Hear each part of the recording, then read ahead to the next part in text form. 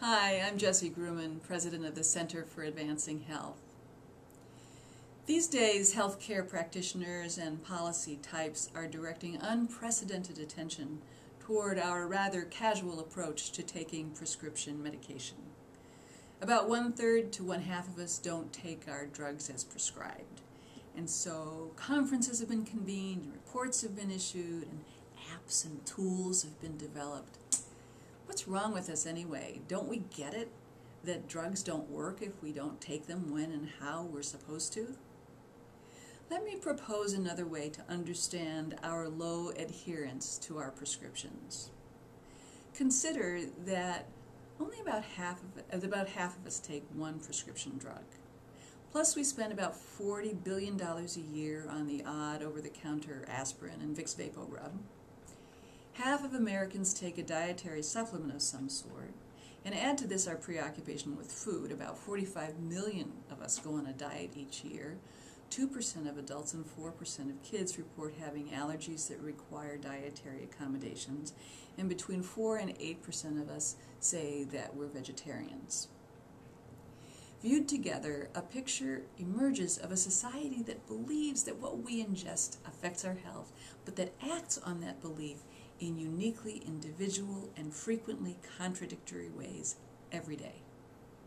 We have an almost limitless array of choices from which to decide what works best for us, and we have an innate preference for immediate satisfaction and pleasure. And so we experiment. We titrate our dose of Advil for the knee pain. We swear by collagen chicken broth for a cold. We play around with the timing of the use of our asthma inhaler. We quit the antibiotics after 3 days because our sore throat is gone. Ask anyone, or don't, because most people will eagerly volunteer how they lost those 60 pounds or their strategy for fending off their migraine headache. Most of us address our day-to-day health concerns ourselves. We think we know what works best for us. We consult experts, often a doctor, but not always, only when our own approach can't resolve a pesky symptom or when we're frightened by a physical event that seems uncontrollable. While our threshold of discomfort and alarm varies, our brief encounters with providers in the formal healthcare system are most of the time only temporary perturbations that are quickly incorporated into our daily effort to live our lives free of suffering. Many of us see prescription drugs as just one more option with which to experiment.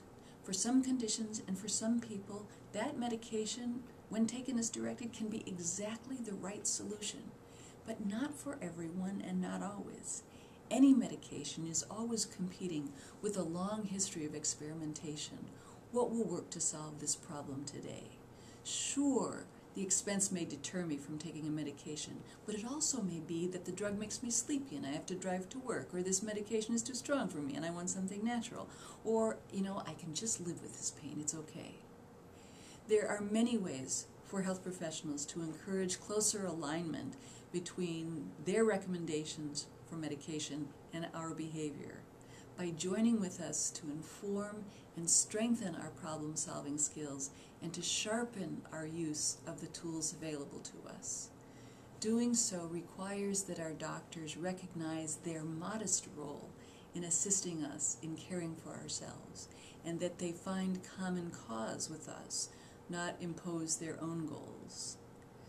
Our lack of adherence to medication requirements may horrify our doctors and employers and pharmacists, but it's just as likely an accurate picture of how we as individuals personalize our use of prescription drugs in our attempt to live for as well and as long as we can.